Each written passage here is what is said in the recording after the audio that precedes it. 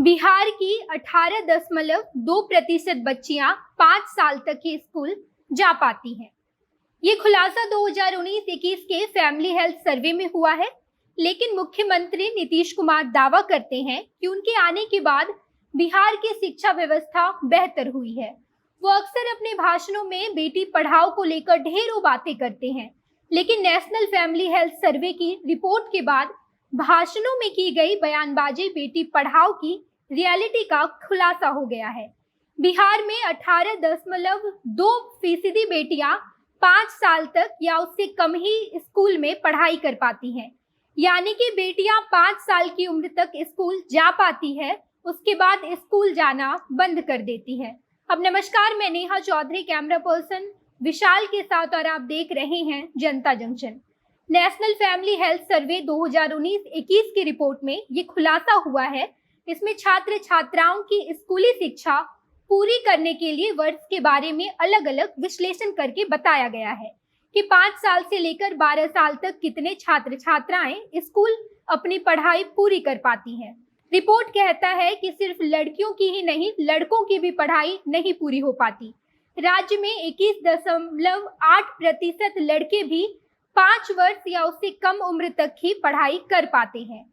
Family health survey की report में कहा गया है कि राज्य में 9.3% बच्चियां और 16.5% बच्चे 12 वर्ष या उससे अधिक की स्कूली शिक्षा पूरी कर पाते हैं। 13.9% बच्चियां 5 से 7 उम्र तक की स्कूली शिक्षा पूरी कर पाती है। 11.6% बच्चे 8 से 9 वर्ष तक और सिर्फ 8.1% बच्चियां 10 से 11 वर्ष तक अपनी पढ़ाई स्कूल में जारी रखते हैं, जिसके बाद अपनी पढ़ाई छोड़ देते हैं। राज्य में 38.9% बच्चियां पूरी तरह स्कूल से ड्रॉप आउट है। हालांकि ये केवल बिहार की स्थिति है। लड़कियों की पढ़ाई के मामले में पड़ोसी राज्य काफी बेहतर स्थिति में है। उत्तर प्रदेश में 5 वर्ष या उससे कम स्कूली शिक्षा पाने वाले बच्चियों की संख्या 14.2 है। वहीं झारखंड में 16.2% बच्चियां 5 वर्ष से कम उम्र तक स्कूल जा पाती हैं। वहीं अगर हम पश्चिम बंगाल की बात करें तो ये आंकड़ा बिहार, झारखंड और उत्तर प्रदेश से काफी अधिक बढ़ जाता है। यहाँ 20.9% बच्चियां 5 वर्ष या उससे कम उम्र तक अपनी पढ़ाई पूरी कर पाती हैं। स्कूली शिक्षा पूरी नहीं करने के अलावा बीच सत्र में ही राज्य के छात्र स्कूल छोड़ देते हैं।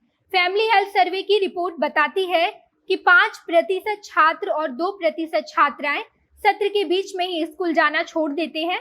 बीच सत्र में स्कूल छोड़ने वाले में उत्तर प्रदेश और झारखंड की स्थिति हमसे खराब है। उत्तर प्रदेश में 7% और झारखंड में 6.3% बच्चे ऐसा करते हैं। बेटी बचाओ बेटी पढ़ाओ का नारा जितना अधिक प्रचलित हुआ है, अभी तक धरातल पर उतना नहीं उतर सका है। ये नारा ही नहीं, एक राष्ट्रीय संकल्प है।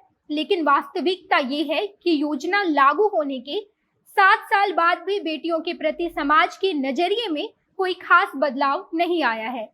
अभियान चलने के बाद कुल 37 राज्य और केंद्र शासित प्रदेशों में 13 में बच्चियों का लिंगानुपात गिरता गया है। अभी भी महिलाओं की, जो कि स्वयं भी बेटियां हैं, उनकी पहली पसंद बेटा ही है।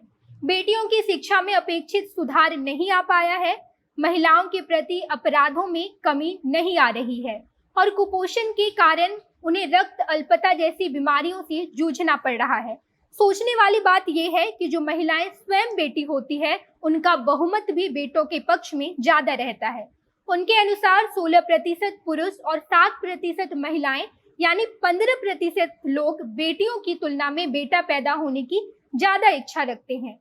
सर्वेक्षण के दौरान विभिन्न आयु वर्ग की महिलाओं में कम से कम एक बेटे की चाह 59.82% थी और एक बेटी की चाह 58.19% देखी गई थी। कम पढ़ी लिखी महिलाओं में तो बेटों की चाह 86% तक दर्ज हुई है। सबसे कम आयु वर्ग में 85.3% की कम से कम एक बेटे की चाह और 81.3% की बेटी की चाह थी। इसी प्रकार उच्च आय वर्ग में भी बेटे की चाह अधिक थी। सर्वेक्षण में सबसे उच्च आय वर्ग में 73.7% को कम से कम एक बेटा और 69.1% को एक ही बेटी चाहिए थी।